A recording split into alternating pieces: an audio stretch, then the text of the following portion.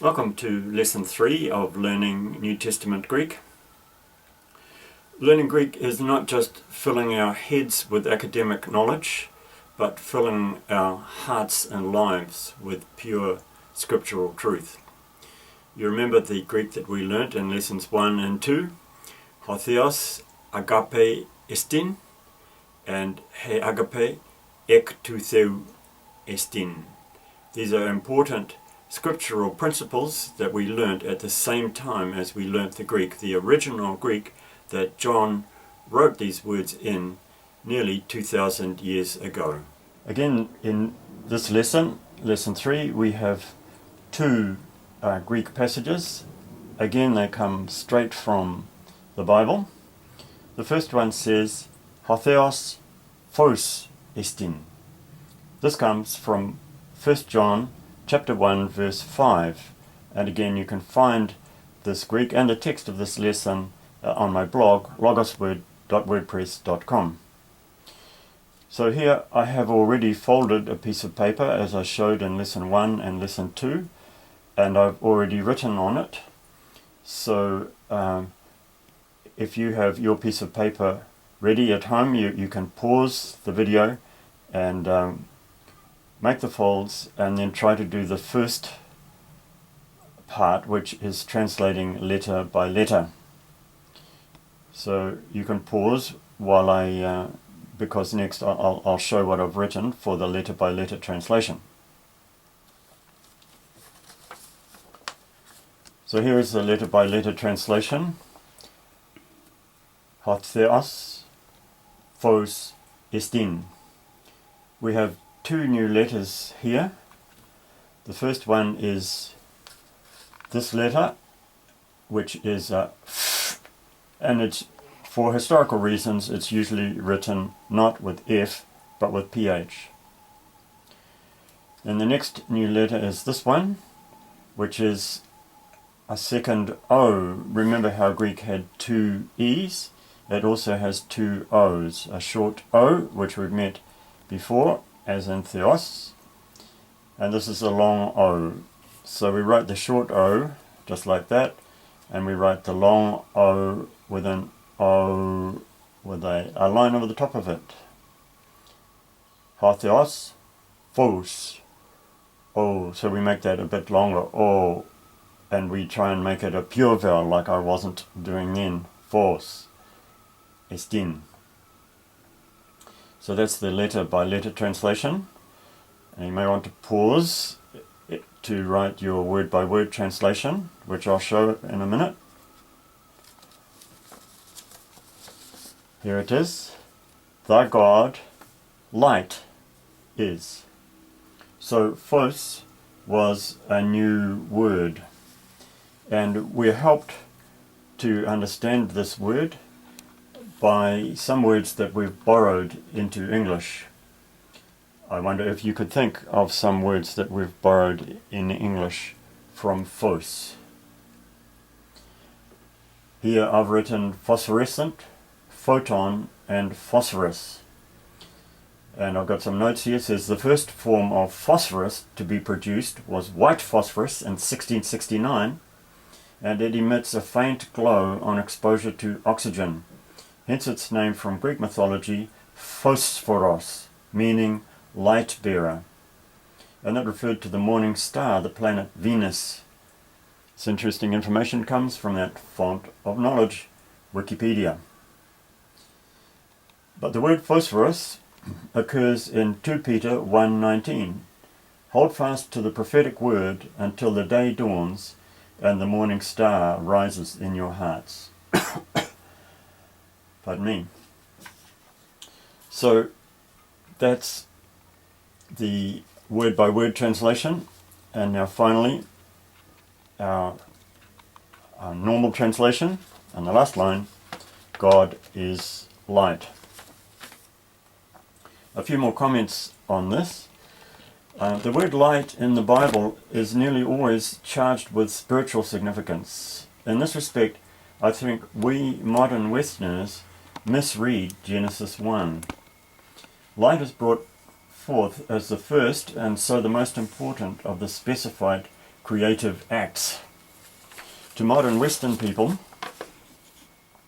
light is a physical phenomenon, part of the natural world we experience all the time and something which we can describe scientifically. However, pre-scientific people don't separate the supernatural away from things like we do. And clearly in Genesis 1, light has spiritual significance, representing and indeed embodying the goodness of God's creation and the victory over evil. And one small clue to this in Genesis is the fact that light is described as good, but the darkness is not described as good, showing that indeed Genesis is talking about more than just physical light or the absence of light. It's talking about a principle of goodness and a principle of evil, along with the physical perhaps. The problem is when we separate them out and more or less dismiss or don't perceive the spiritual side of it. And just one more interesting comment.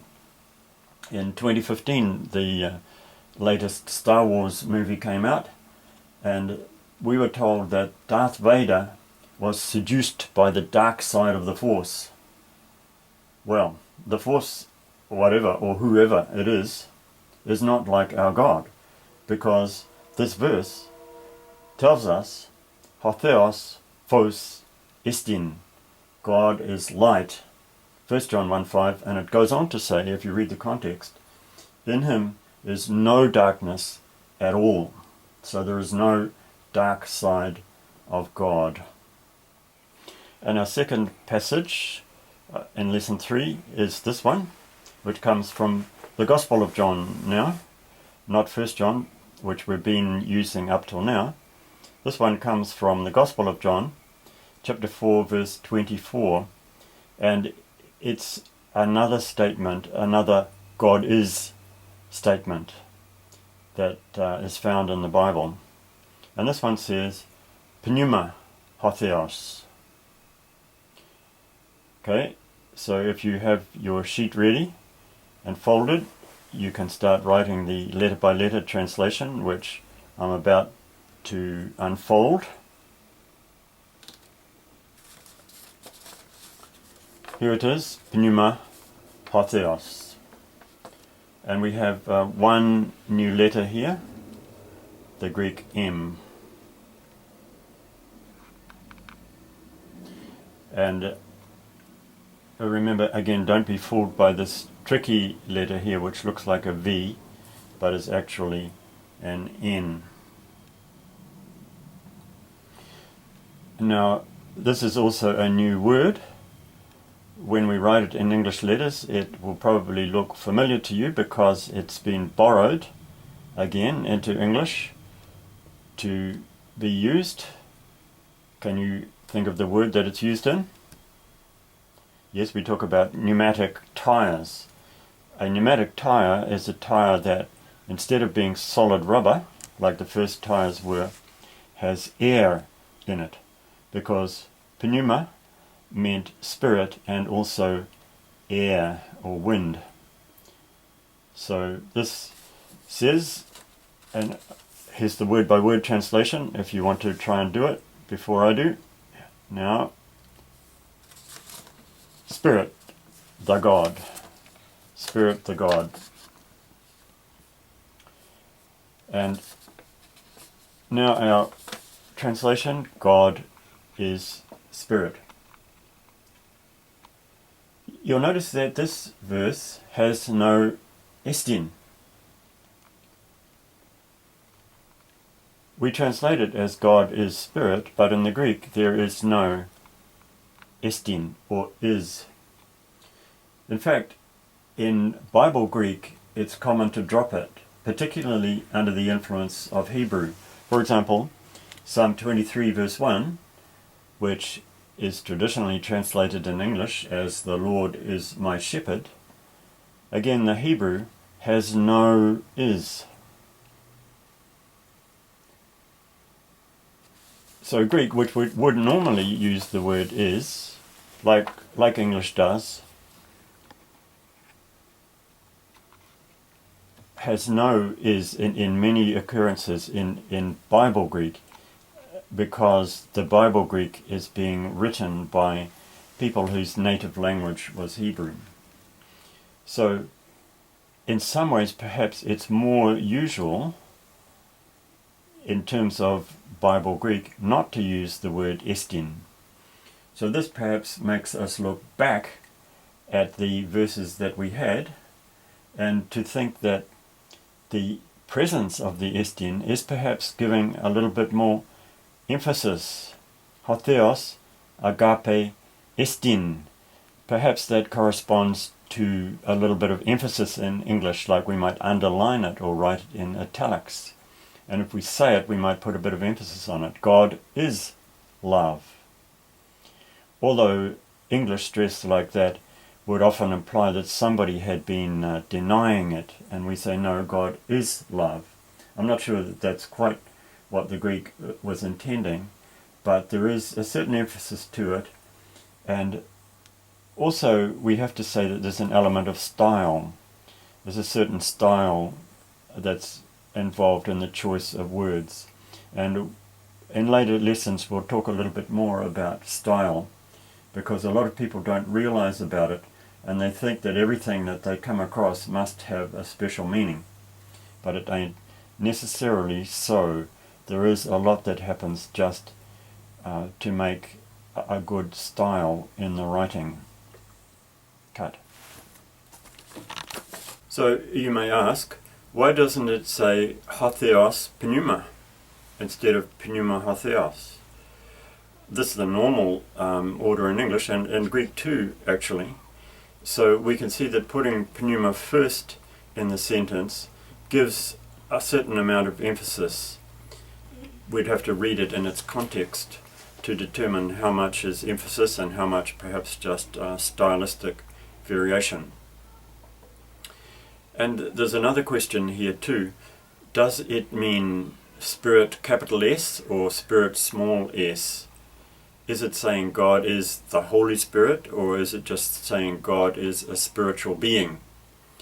Well, again, this is a question that we can't immediately answer. Part of the problem is that the original Greek manuscripts were written in only capital letters.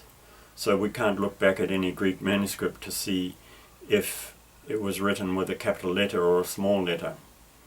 They were all capital letters for the first about 400 years of the text being copied and handed down. So all the very earliest copies, the most reliable copies of the New Testament, are written in all capital letters. Okay, so just then to conclude lesson 3, we had hotheos phos estin and pneuma hotheos. These are our verses for this lesson, and may I just suggest to you that if you do press-ups or chin-ups or whatever and you count 1, 2, 3, 4, instead of counting numbers, why don't you recite these verses over and over? Hotheos phos estin pneuma hotheos. These are ways perhaps to help these words sink a little bit deeper as you say them at a time when you're exerting yourself. So perhaps somehow you're a little bit more open for these words to sink in more deeply, and certainly it's something more worthwhile to be saying to yourself than just 1, 2, 3, 4.